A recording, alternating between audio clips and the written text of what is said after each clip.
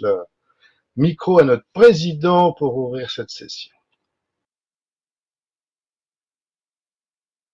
Merci François. Bienvenue à tous. C'est donc une grande première ce soir. En fait, l'idée de créer des exposés revient à Denis, qui intervient ce soir pour nous présenter l'UALATEC. On a pensé que ça comblait un manque en fait, les exposés. Il y a un vrai manque de formation. Pour l'instant, l'association n'a pas les moyens d'organiser des stages en présentiel, mais on s'est dit que ça pourrait être un bon début. Voilà.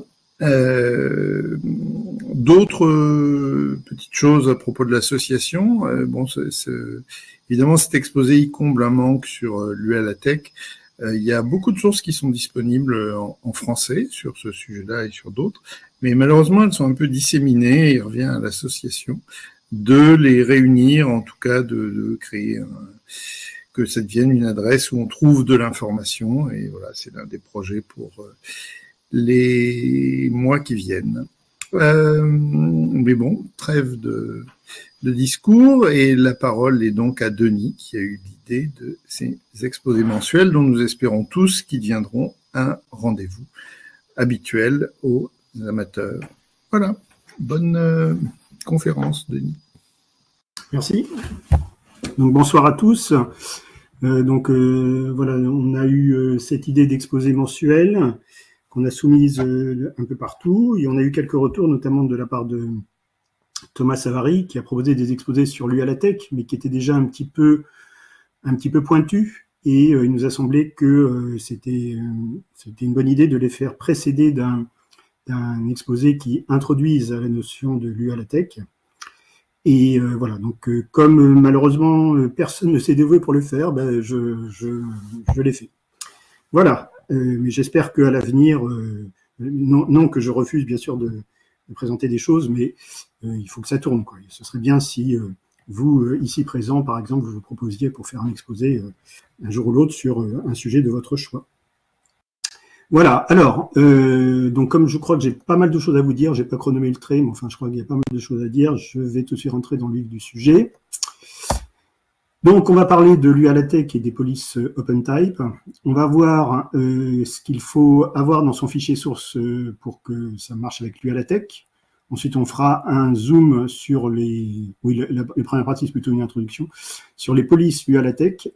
On verra ensuite, on comparera l'UALATEC et PDF-LaTeX, ensuite l'UALATEC et XeLaTeX, et puis on terminera par l'exécution de code Lua avec l'UALATEC.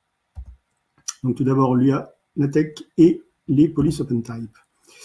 Alors, vous savez probablement tous que donc quand on met en œuvre Tech ou LaTeX, eh bien il y a un moteur qui est un programme informatique que l'on lance, et on a aussi des formats. Donc les formats sont des macros, enfin des ensembles de macros qui sont exécutés donc par le moteur et qui vont utiliser justement les outils de base du moteur en question. Et puis, on a aussi un mode de sortie, donc qui va préciser le type de fichier produit. Et donc, je vais le dire tout à l'heure, mais ces fichiers, c'est soit des fichiers DVI, soit des fichiers PDF.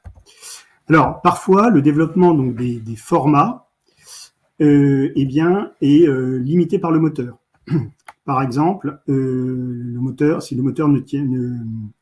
peut ne pas prendre en charge certaines langues, notamment du fait, par exemple, qu'il ne va pas prendre en charge les polices OpenType.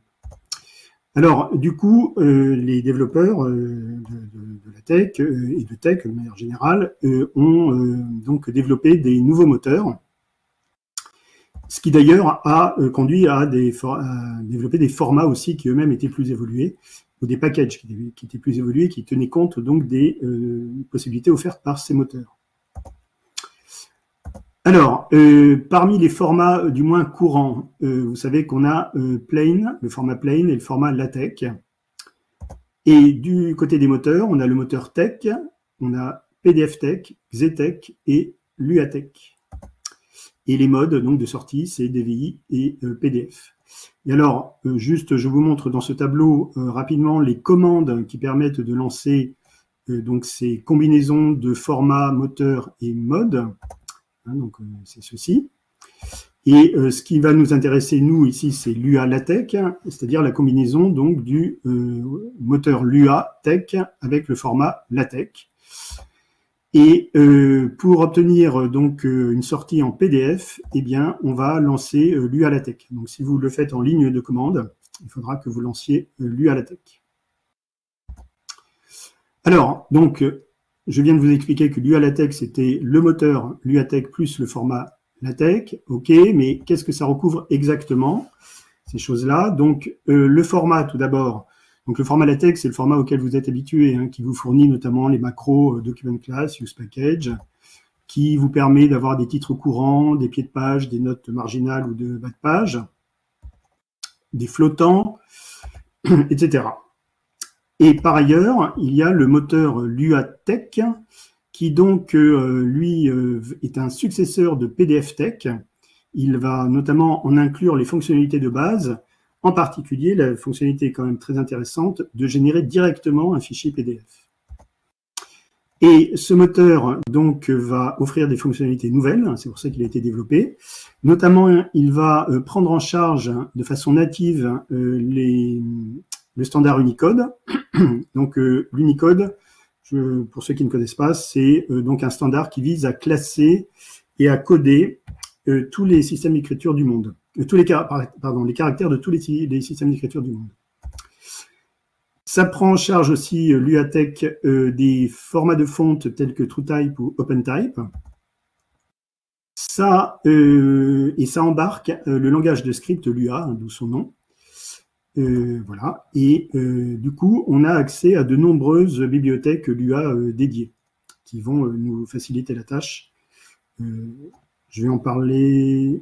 Oh, non, non, je crois que j'ai retiré finalement. Faute de temps. Alors, si je compare avec le moteur Xetek, donc le moteur Xetek, si vous voulez, n'est pas considéré comme le successeur de PDFTeX, c'est vraiment Lua LaTeX qui est considéré ainsi. Toutefois, Xetek prenait en charge aussi le standard Unicode et les formats de fonte TrueType et OpenType, mais il offre moins de fonctionnalités, beaucoup moins de fonctionnalités que LuaTeX. Bon, il y a quelques cas particuliers que j'évoquerai tout à l'heure. Et puis, son développement est moins actif ces derniers temps. Donc, voilà, tout ceci fait que je pense que le mieux à présenter de nos jours, c'est Lua LaTeX, en l'occurrence. Alors, voyons ce qu'il en est pour les fichiers sources. Ah tiens, ça me fait penser, j'ai oublié de faire quelque chose, j'ai oublié de rajouter quelque chose à la fin, vous me ferez penser, il faut que je vous parle du problème de sécurité.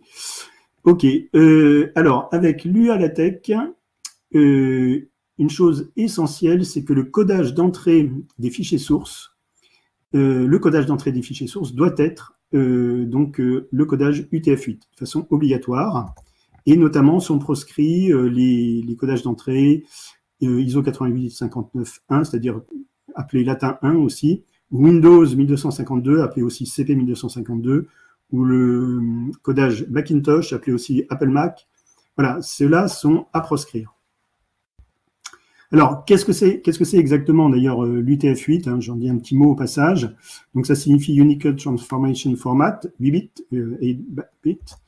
Donc, c'est un codage de caractères qui peut représenter chacun des 1 112 064 caractères Unicode.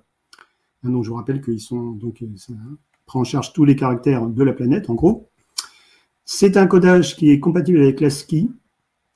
C'est ça qui, notamment, en fait un codage de choix.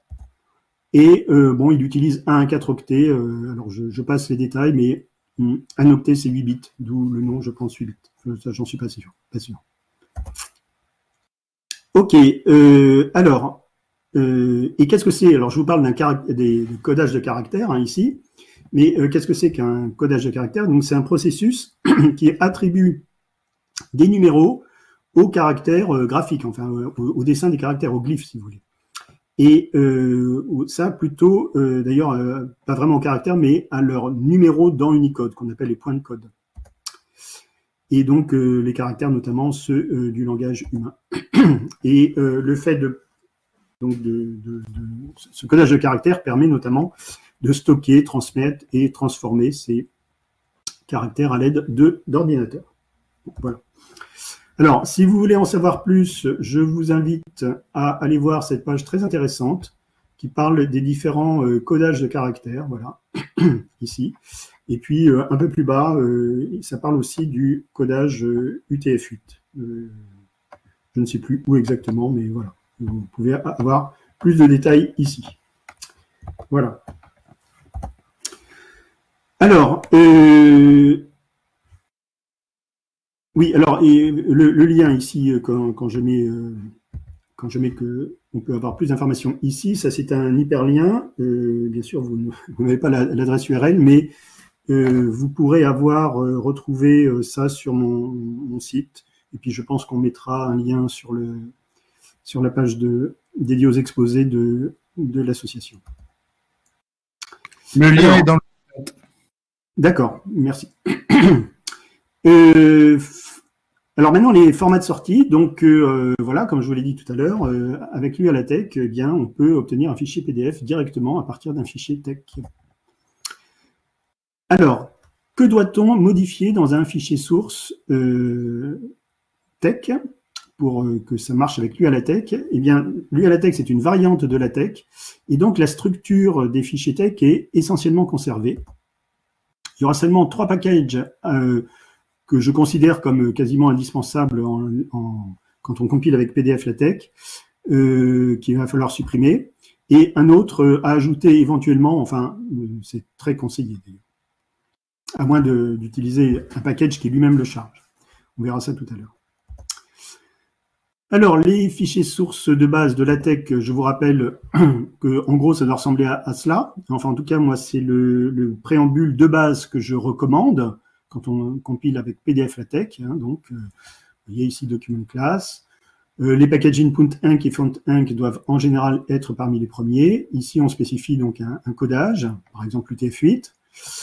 Ça, c'est le package LModern pour obtenir les polices latin modernes, qui sont donc un successeur des polices computers modernes de NACNUS. Je passe les détails. Le package Geometry pour gérer la géométrie de la page.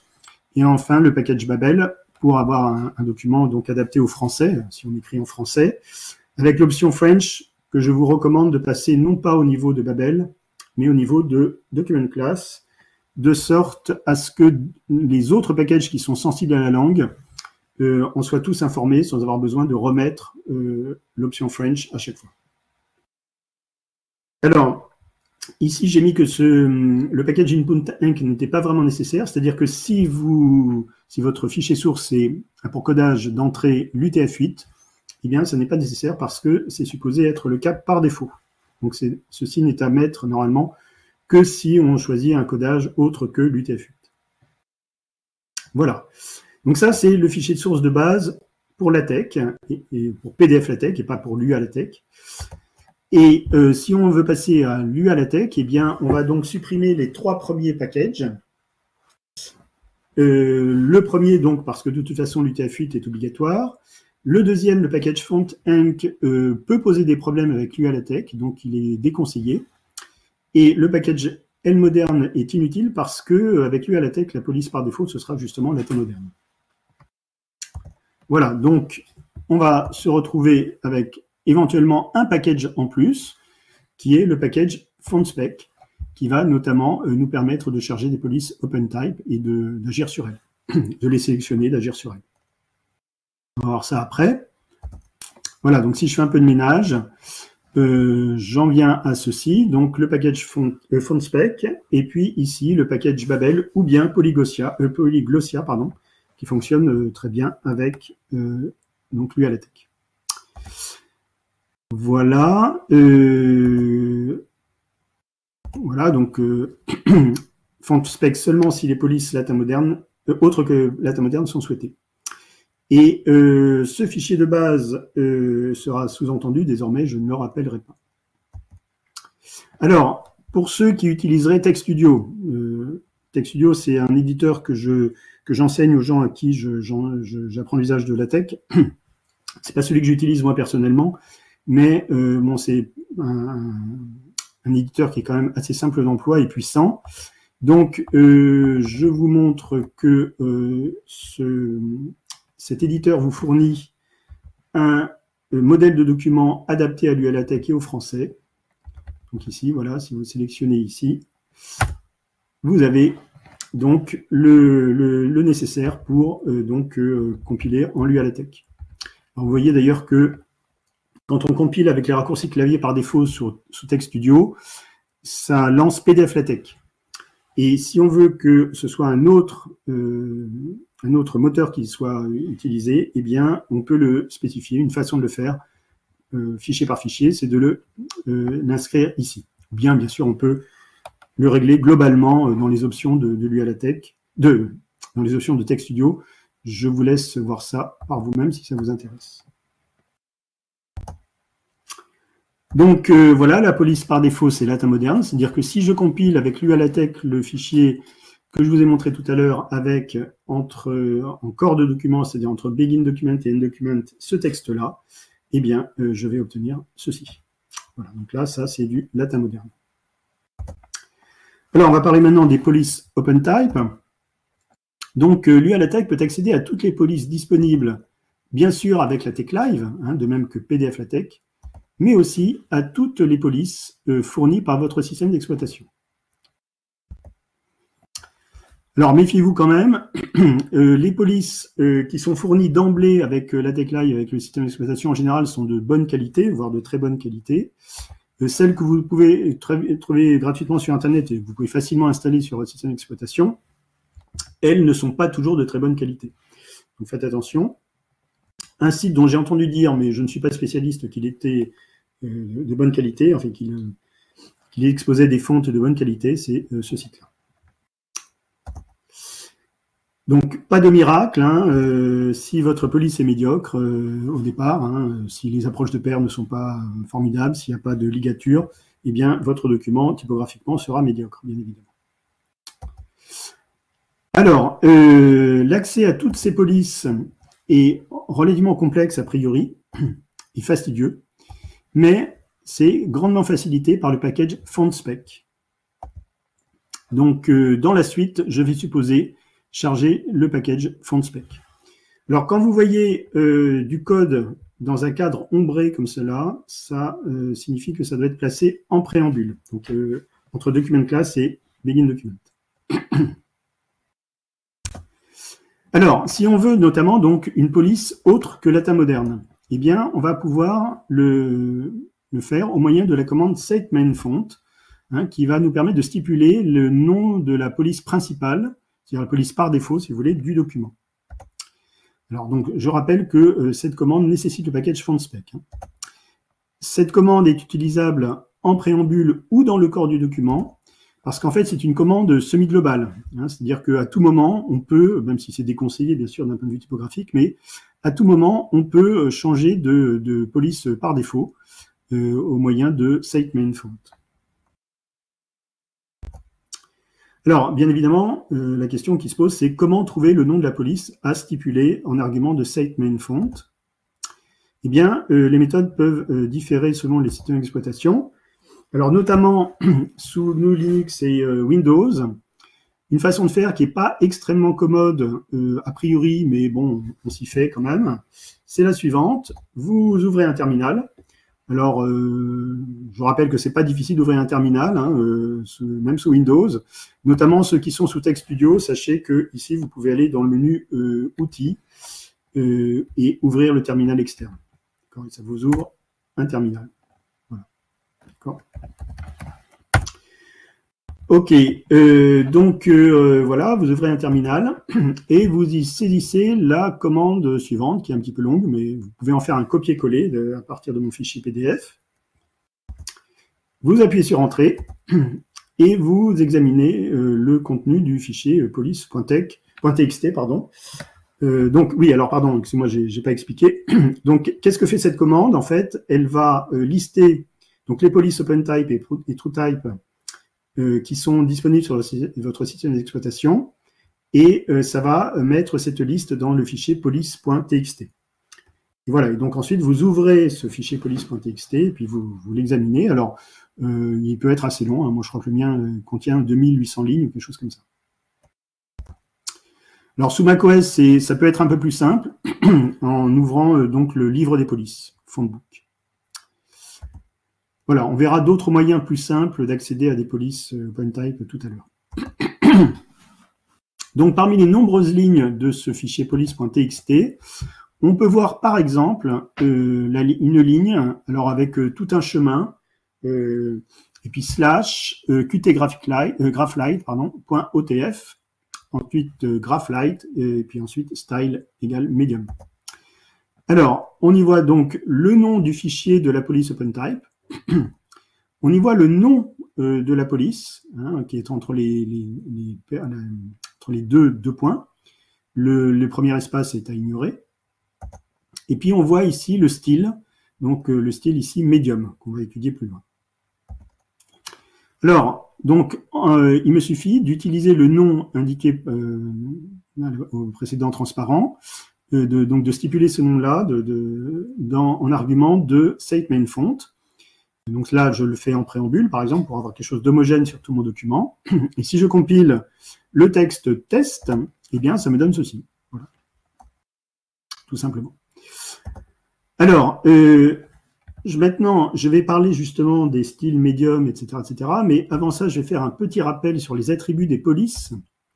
Hein, donc, notamment sous LaTeX, les polices sont organisées en attributs. Alors, vous avez l'attribut famille. Alors, vous avez plusieurs familles possibles. Vous avez la famille romaine, la famille sans sérif ou sans empattement, et la famille typewriter type, c'est-à-dire HS fixe. Alors, vous savez probablement que vous pouvez donc écrire du texte dans chacune de ces familles au moyen des commandes locales ou semi-globales, texte RM ou RM family. Bon, ça, en général, on l'utilise très peu parce que c'est justement la famille par défaut. Texte SF ou SF family pour du sans sérif, et texte TT ou TT family pour la police HS fixe. Alors après, vous avez donc l'attribut série, ou les graisses, si vous voulez, enfin parmi lesquelles les graisses. Donc vous avez la graisse médium, hein, donc là on retrouve le style médium dont je parlais tout à l'heure. Donc c'est la graisse moyenne, et donc c'est en fait c'est le non gras, si vous voulez, c'est le truc habituel qu'on peut obtenir donc avec TextMD ou MD Series, bon, qui sont des commandes assez méconnues. Vous connaissez ça non mieux, TextBF et BF Series pour obtenir donc du gras, boldface. Hein. Voilà. Et alors, quelque chose qui est moins connu, c'est la série de largeur ou d'ampleur d'élargissement. Là, par défaut, c'est du moyen que je vous montre là. Et on va voir d'autres exemples tout à l'heure. Voilà. Et puis ensuite, pour terminer, on a l'attribut des formes. Donc, la forme droite, upright, donc avec les commandes textup et upshape, relativement méconnu parce que donc c'est le cas par défaut. Vous avez l'italique avec textit et itShape, l'incliné avec textSL et SLShape, et les petites capitales avec textSC et SCShape. Alors, la police typewriter qu'on a ici, enfin la famille pardon typewriter qu'on a ici, qui est dite HS fixe, elle est aussi appelée monospace. Donc on va retenir ce nom-là parce que ça va être utilisé par les commandes fournies par FontSpec. Donc on va étudier maintenant les familles et justement les séries et formes. Donc tout d'abord les familles. Donc là, vous voyez, j'ai repris l'exemple de GraphicLight, de Qt GraphicLight, et ce que l'on voit, c'est que ce mot-là est bien écrit en GraphicLight. En revanche, si on demande du sans sérif ou du HS fixe, eh bien ça n'est pas du tout du GraphLight. C'est en fait ce qui se passe, c'est que quand les polices, quand on n'a pas spécifié de police pour le sans sérif ou pour le monospace, eh bien il y a une solution de repli qui est automatiquement appliquée, et là en l'occurrence c'est latin moderne. Voilà, donc raison pour laquelle ici ce texte SF est en latin moderne et celui-ci est en latin moderne aussi. Voilà. Alors, en fait, du coup, si vous voulez, sous l'UALaTeX, vous avez la possibilité, je dirais même la quasi-nécessité de sélectionner une police pour chacune des 3 familles principales, donc la police par défaut, pour la famille sans sérif et pour la famille monospace. Et ça se fait au moyen des commandes, donc set main font qu'on vient de voir, set sans font et set monofont. Monofont pour monospace. Voilà. Alors, ici, je vous montre un exemple. Donc, en font principal, j'utilise toujours Graphlight. Future pour sans, la police sans empattement. Et Pristine pour donc monospace, pardon. Et donc, voilà, ici, j'ai créé une macro personnelle. Alors, c'est la nouvelle façon de créer des macros personnelles, hein, mais c'est l'équivalent de Newcommand, si vous voulez. Donc, ici, j'ai créé la commande pangramme, qui m'affiche ce pangramme-là. Et je l'ai mis dans des listes à puces pour qu'on y voit bien. Donc, ici, en RM Family, ici, en SF Family, et ici, en TT Family. Voilà. Et alors, si je compile, eh bien, ça me donne ça. Voilà. Donc là, vous avez la première en romain, la deuxième en sans sérif et la troisième en chasse fixe. Voilà. Alors, bien évidemment, ça c'est un exemple un peu, enfin pas forcément recommandé hein, d'un point de vue typographique. Hein, ça manque d'homogénéité. Donc, ce que l'on peut faire, c'est plutôt utiliser toujours la même police de caractères. Donc ici, par exemple, je me base sur du déjà vu. Donc du déjà vu sérif, du déjà vu sans sérif et du déjà vu monospace qui se trouve être sans sérif ici. Et donc le même exemple nous donne ceci. Donc là, on a bien sûr un document qui est beaucoup plus homogène d'un point de vue typo.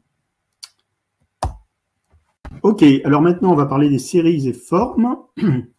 Donc, vous avez vu que dans le fichier police.txt, eh bien, Qt Graphlight n'apparaît qu'à la ligne qui est celle-ci. Et donc, ça ne fournit qu'une série, ici, le gras moyen, médium. Et une seule forme, droite.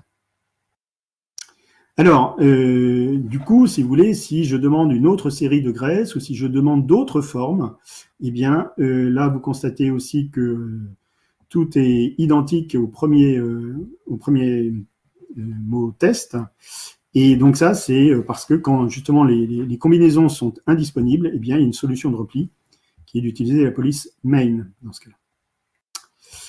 Voilà. Alors, on va prendre un autre exemple avec Qt Agat Type. Et donc là, on a ce Qt Agat Type figure 3 fois dans le fichier police.txt. Et donc, on constate ici qu'il y a 2 séries, hein, la série médium et gras, et 2 formes, la forme par défaut, hein, donc qu'on a dans medium et dans bold, et ici, donc la forme italique, en plus. Voilà. Et donc, cette fois, si je reprends le même exemple qu'à l'instant, eh bien, je constate que ici, donc le mot test est écrit normalement. Là, il est bien en gras. Et là, il est bien en italique. Et si je demande du slanted ou du small caps, eh bien, je vois que je retombe sur des choses que j'ai eues avant. Donc là aussi, en cas de combinaison indisponible, il y a une solution de repli qui est mise en œuvre. Alors, un autre exemple, c'est celui de la police Capefont, qui est une police que j'affectionne particulièrement, c'est celle que j'utilise dans mes diaporamas. Et eh bien là, vous voyez que vous avez au moins tout cela, mais j'ai peut-être... Ah oui, si, je ne sais plus s'il y en a plus que ça ou pas. Vous voyez que ça contient beaucoup de choses, la police Capefont. Hein, elle est disponible en plusieurs familles. Donc romaine, sans sérif et monospace, en plusieurs séries. Hein, donc vous avez ici régular, donc c'est le non gras. Vous avez du bold, hein, donc ça c'est du gras, mais vous avez aussi du semi-bold. Hein. Et puis vous avez pour les formes, vous avez de l'italique ici, et vous voyez que vous avez aussi de l'italique gras. Voilà. Et même du semi-bold italique. Ok. Et ah oui, puis vous avez du light aussi. Light. Voilà. On verra ça tout à l'heure. Ok. Alors, il peut exister d'autres séries et formes que celles que je vous ai montrées tout à l'heure et qu'on a aperçu à l'instant avec Capé Fonts. On peut avoir autre chose que du régular, c'est-à-dire du non gras, si vous voulez, du médium, enfin du médium, et du... Je vais trouver du... Alors là, je sais pas, c'est peut-être du semi-bold. Enfin, on n'a pas seulement deux graisses, si vous voulez. Là, vous voyez, on en a toute une déclinaison, en tout cas, extra light, light, regular, etc. Voilà, donc ça, c'est un exemple avec la police Noto Serif. Au niveau des largeurs, on peut avoir donc du normal et on peut avoir de l'extra condensé, du condensé ou du semi-condensé. Et donc, toujours avec ça, c'est aussi la police Noto Serif. Et puis là, je vous montre un exemple aussi assez unique. C'est une police qui vous offre de l'italique droit. Et donc ça, c'est la police computer moderne de Don Aknous. Alors je crois qu'il n'y a guère que lui qui a eu cette audace-là, si je puis dire. Voilà, on va voir quelques fonctionnalités diverses. Donc des fonctionnalités peuvent être activées pour les polices au moyen d'options, que l'on passe de façon assez exceptionnelle plutôt après qu'avant l'argument obligatoire. On peut aussi utiliser Default Font Features, ou bien la même commande mais avec un plus. Donc elle, on comprend que ça s'ajoute aux fontes par défaut précédemment précisées. Vous avez Add Font Features qui est un peu du même genre, qui est un peu dans le même esprit. Donc ça, ce sont aussi des commandes semi-globales. Enfin, à effet semi-global.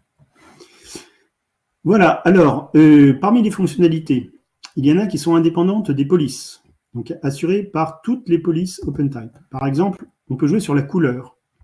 Et donc, ça se fait au moyen de l'option Color, et c'est une clé à laquelle on donne la valeur, comme valeur, une couleur connue de Xcolor. On va voir des exemples après. Vous avez aussi une possibilité de faire une mise à l'échelle, donc au moyen de Scale, qui prend comme valeur soit un nombre, soit match lowercase, soit match uppercase. Et donc, je vais vous montrer tout à l'heure sur un exemple à quoi ça correspond, ce sera plus clair, je pense. Voilà. Alors, un exemple pour les couleurs. Donc ici, vous voyez, j'ai chargé le package Xcolor pour avoir de la couleur. Et pour la police Linux Libertine, je demande que je prends pour la police principale, par défaut, je demande que par défaut, elle soit en magenta. Et pour la police sans sérif, en rouge, et la police Monospace en bleu. Voilà, et donc si je compile ce document-là, eh bien ça me donne ça. Donc ce qui est en en police par défaut est en magenta, ceci est en rouge, ceci est en bleu. Bon, le vert, c'est juste mon diaporama.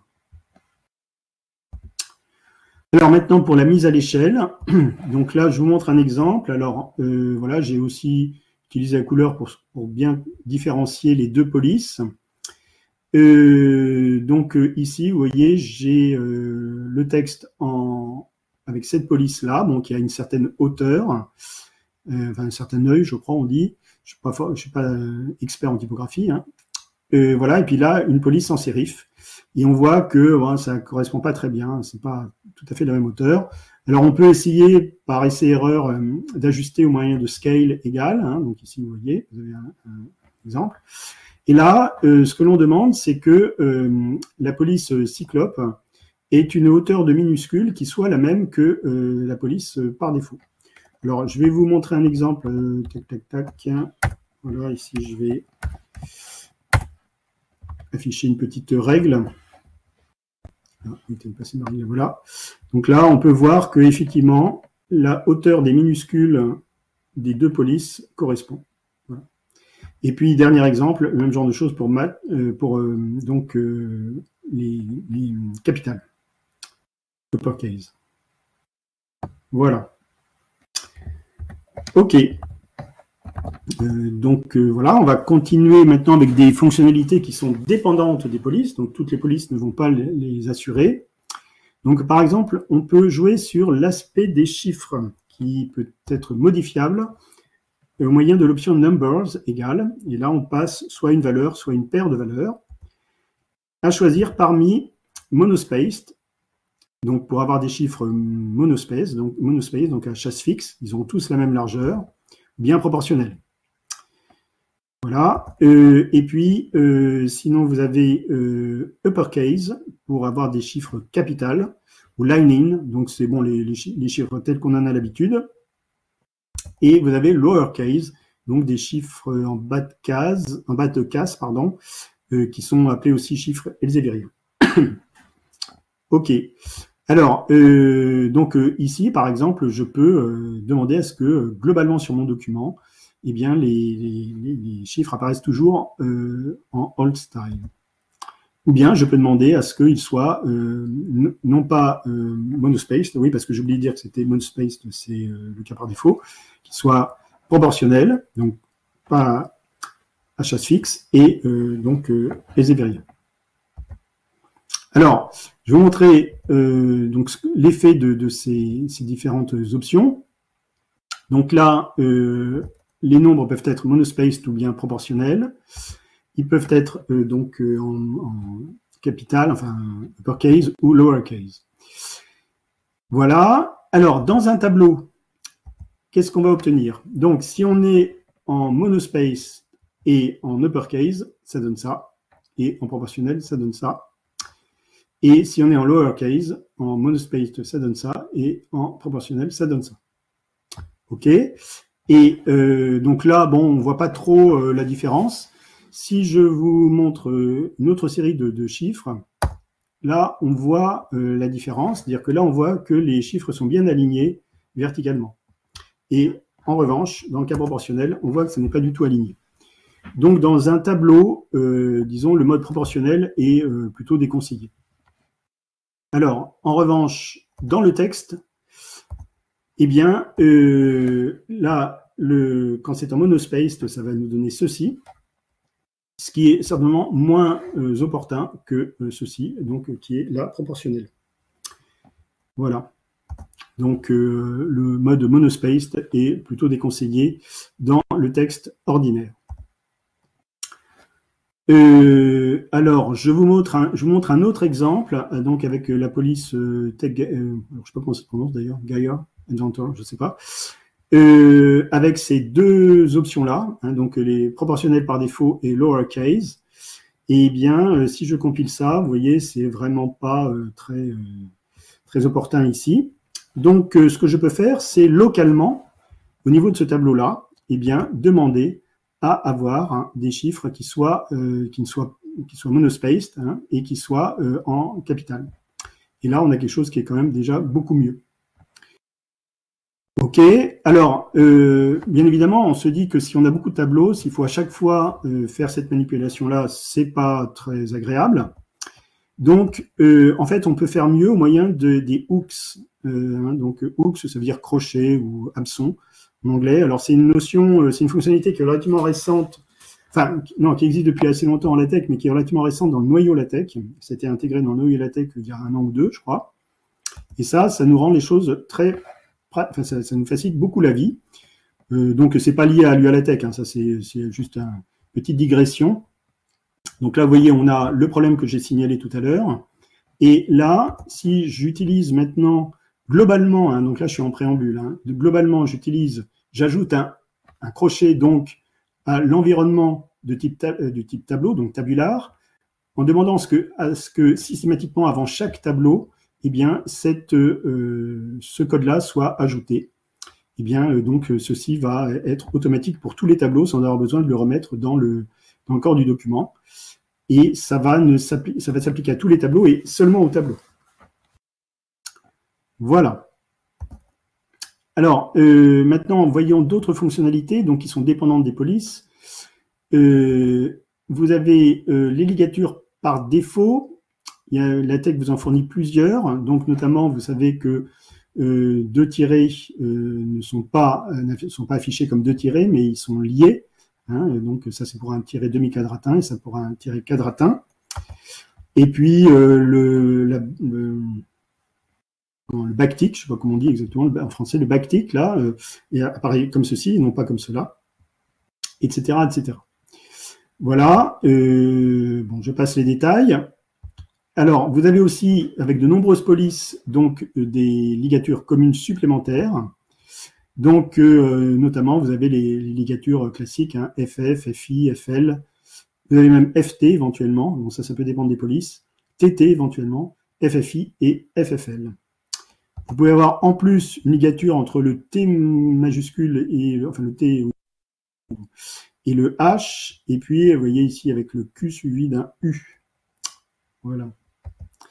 Et puis dernière ligature, celle des points d'exclamation. Notamment quand on est en français, vous savez que le package Babel French ajouterait des espaces avant les signes de ponctuation haute.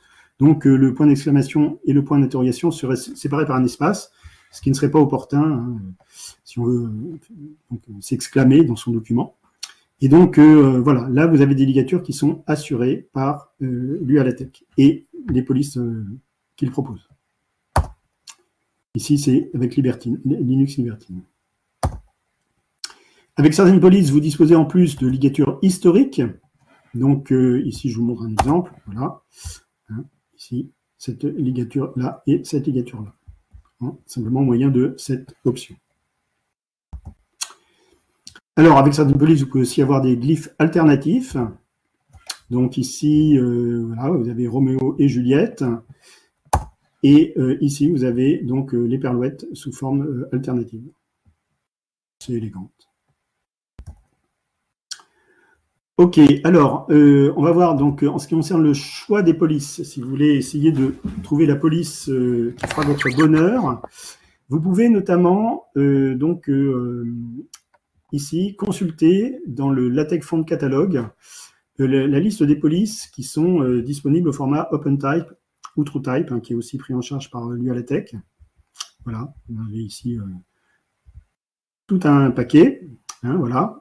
Et si par exemple, admettons que, je sais pas, celle-ci vous convienne, eh bien, vous cliquez là, et là, vous avez donc un exemple un peu plus complet qui apparaît, des exemples en italique, en gras, etc., etc.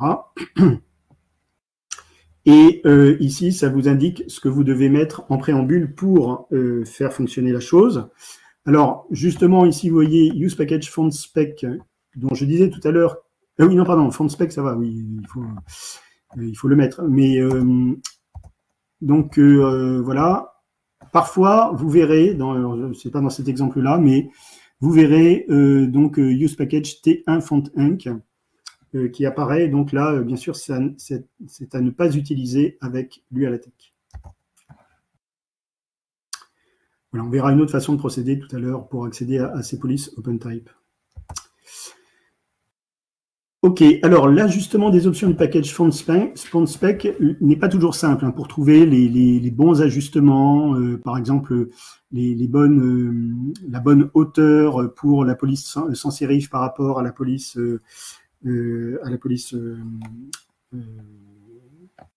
par défaut, etc. C'est pas toujours simple et ça peut être simplifié par des packages. Par exemple, ici, on a accès à la police Acantis assez facilement avec le package, justement, Acantis. Voilà. Et donc, voilà, dans ce cas-là, bien évidemment, le package Font Spec est chargé, hein, ici, en sous-main par Acantis. Et il y a tout un tas de réglages qui ont été faits et qui sont en général opportuns, qui ont été faits par des gens qui s'intéressent beaucoup à la typographie et aux polices de caractère. Alors, sinon, pour choisir une police, vous pouvez aussi consulter ce catalogue de Daniel Flippo. Voilà. Donc, c'est un catalogue qui va vous lister. Alors, je vous passe les détails, je vous montre juste quelques exemples. Voilà. Ici, vous avez, c'est un peu trop petit, vous avez voilà, des exemples de polices de caractère. Hein, il y en a 38 pages, vous voyez, donc vous avez le choix. Avec ici les fonctionnalités qui sont offertes. Voilà, notamment par exemple ici, ça vous indique s'il y a un support mathématique pour cette police. J'y reviendrai tout à l'heure. Où suis-je? Je suis là. Voilà. Ok, alors on va parler donc justement de police mathématique. Donc le package, si vous voulez sectionner des polices mathématiques avec Font Spec, vous êtes un peu limité. Et en revanche, si vous utilisez le package Unicode Math, là, vous allez pouvoir faire des choses assez sympathiques d'un point de vue police mathématique. Donc, je vous montre un exemple ici qui ne fait usage que de font spec et non pas de Unicode Math, et avec la police principale qui est celle-ci. Eh bien, si je compile, ça me donne cela. Donc là, vous voyez, vous avez le texte qui effectivement utilise cette police, mais la formule, elle, utilise du latin moderne. Donc ça, c'est quand même pas optimal. Et donc, si au lieu de charger FontSpec, on charge Unicode Math, on dispose de la commande setMathFont qui va nous permettre de spécifier une police mathématique et si possible une police bien sûr qui était prévue pour fonctionner avec cette police texte. Et là, on a donc une formule de maths qui se marie bien mieux avec le texte. Voilà, donc le package Unicode Math charge en sous-main FontSpec. Il charge aussi en sous-main AMS Math et du coup, il doit être chargé après AMS Math si vous le chargez explicitement, et après tout package qui chargerait AMS Math. Donc c'est le cas notamment du package MathTools par exemple. Vous savez que il est préconisé de ne pas charger AMS Math en fait, mais de charger MathTools qui corrige certaines imperfections et qui offre davantage de fonctionnalités que AMS Math. Voilà, donc voilà le genre de choses que vous pouvez faire dans votre préambule. Alors, donc, la commande setMathFont nous permet de stipuler le nom de la police mathématique désirée.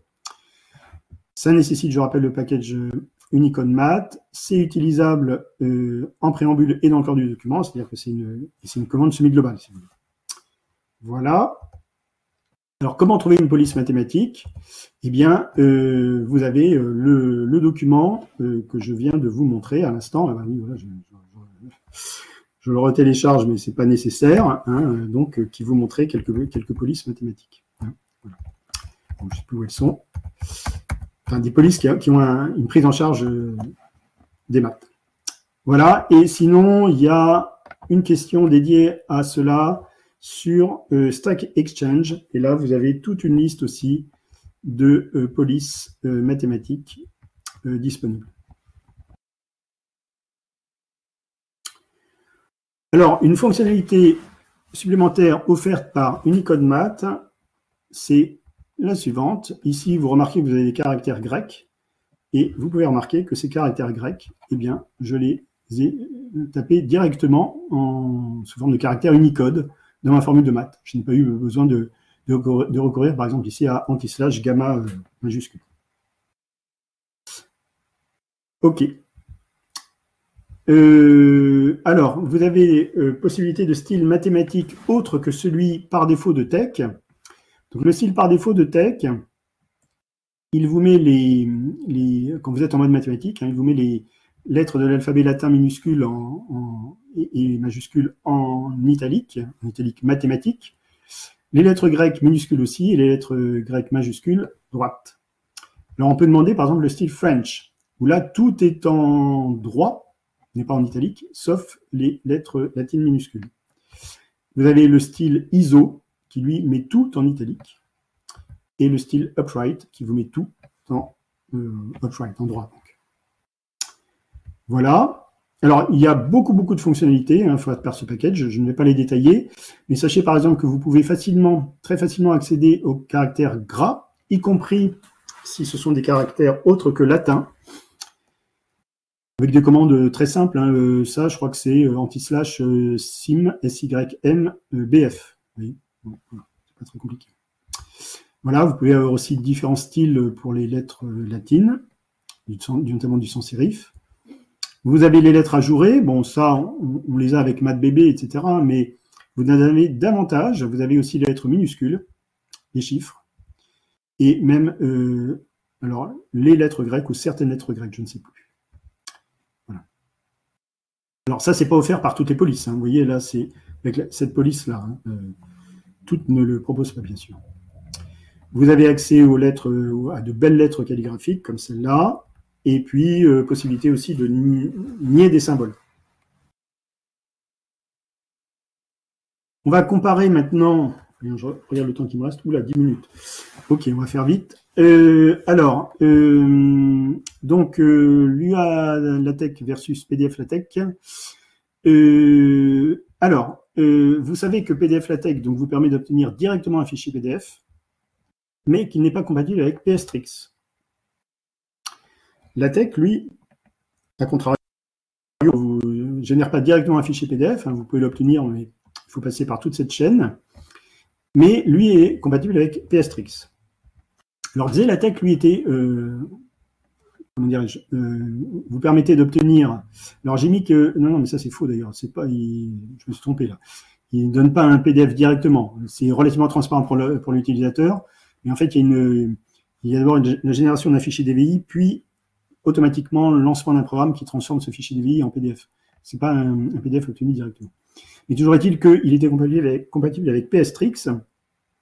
Et l'UA LaTeX, longtemps, enfin, a toujours, bien sûr, généré directement un fichier PDF, mais en revanche, n'était pas, a longtemps été non compatible avec donc PSTrix. Mais depuis septembre 2021, c'est désormais le cas, notamment au moyen d'un package qui agit en sous-main. En fait, c'est transparent pour l'utilisateur. Vous pouvez avoir du code PSTrix dans votre fichier l'UA LaTeX, et enfin, votre fichier TeX que vous compilez avec l'UA LaTeX, et ça va marcher. Voilà. Il y avait d'autres complications liées au package listings. Alors, quand on avait comme codage d'entrée l'UTF-8 et qu'on utilisait le package listings et qu'il se trouvait qu'il y avait des accents, des caractères accentués dans le listing, par exemple dans des commentaires, eh bien, avec PDF LaTeX, ça compliquait beaucoup les choses. Et alors que avec l'UA LaTeX, eh bien, c'est tout à fait transparent, ça ne pose aucun problème. Voilà. Alors, il y a certains packages qui sont compatibles avec PDF LaTeX, mais qui ne sont pas ou peu compatibles avec l'UA LaTeX. Donc, notamment, par exemple, il y a des fonctionnalités de microtype qui sont toutes, enfin, vous avez 6 fonctionnalités qui sont toutes activées ou disponibles, en tout cas avec PDF LaTeX, alors qu'avec l'UA LaTeX, il y en a qui ne sont pas disponibles. Bon, dire des connaisseurs, c'est pas mon cas à ce sujet. Les fonctionnalités de microtype qui ne sont pas disponibles avec l'UA LaTeX sont tout à fait marginales. Alors, il y a aussi des fonctionnalités qui sont compatibles avec PDF LaTeX, mais pas avec l'UA LaTeX.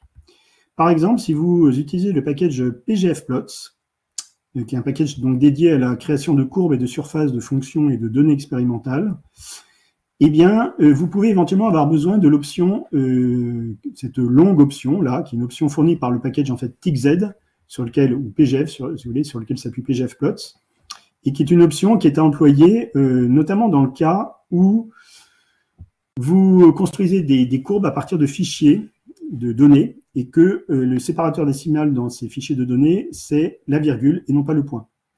Dans ce cas-là, bon, s'il y a des virgules au lieu du point, soit vous faites un recherche et remplacer de la virgule par le point, à ce moment-là, vous n'avez pas besoin de l'option qui est là.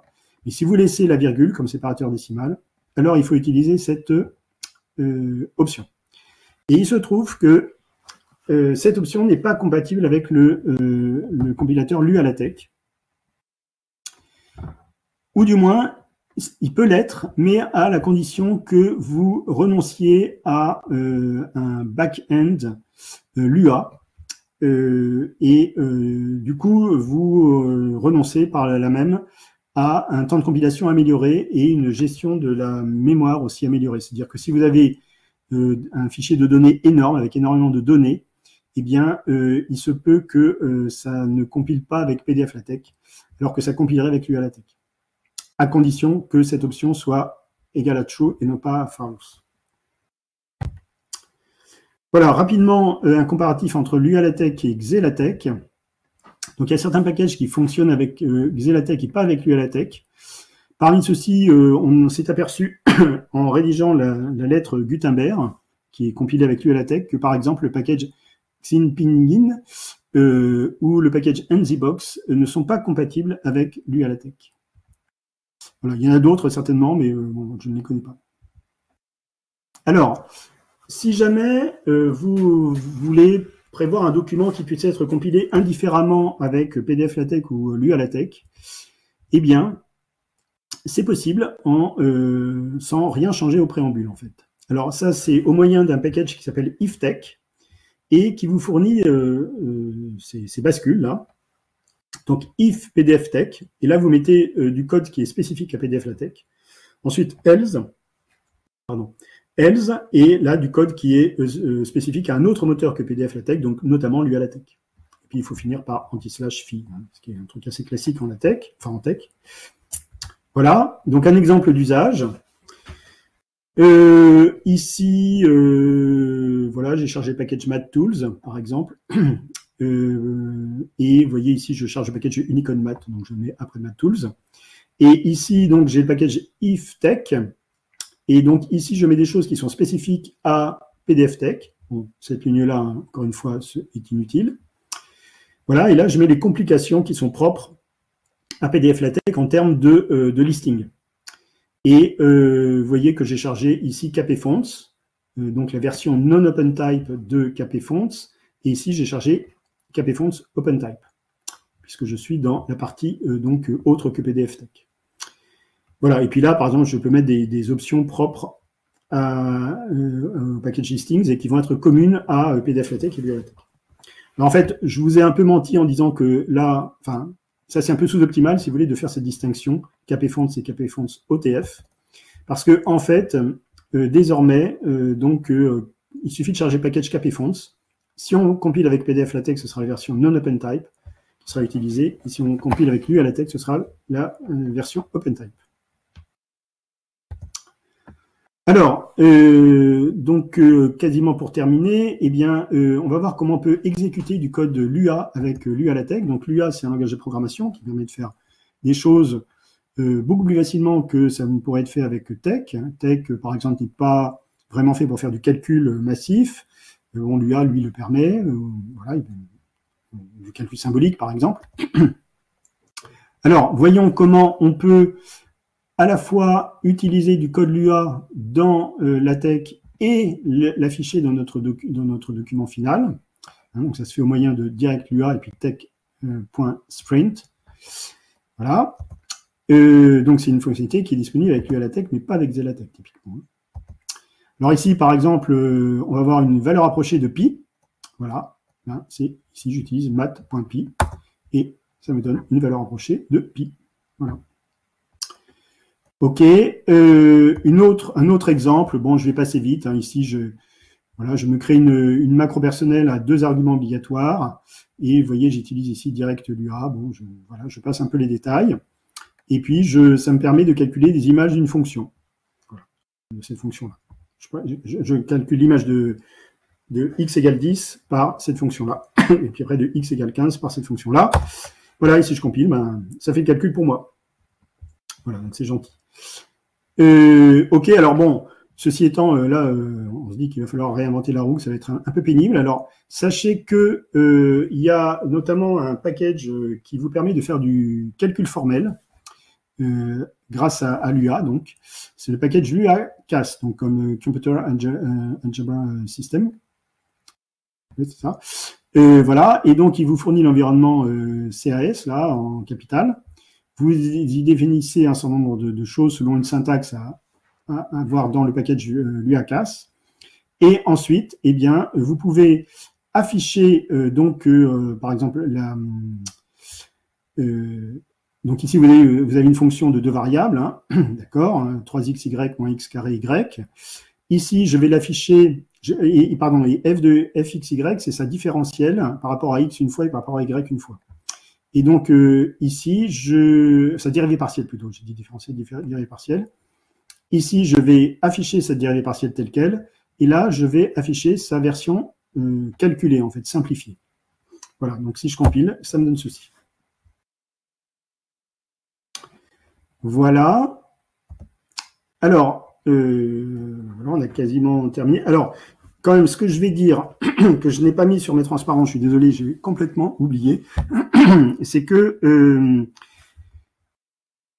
la possibilité donc d'exécuter du code Lua avec l'UALaTeX pose des problèmes de sécurité, en fait. Hein, et donc, il faut être relativement prudent, et notamment, il y a un trou de sécurité qui a été découvert relativement récemment, donc qui a été corrigé depuis.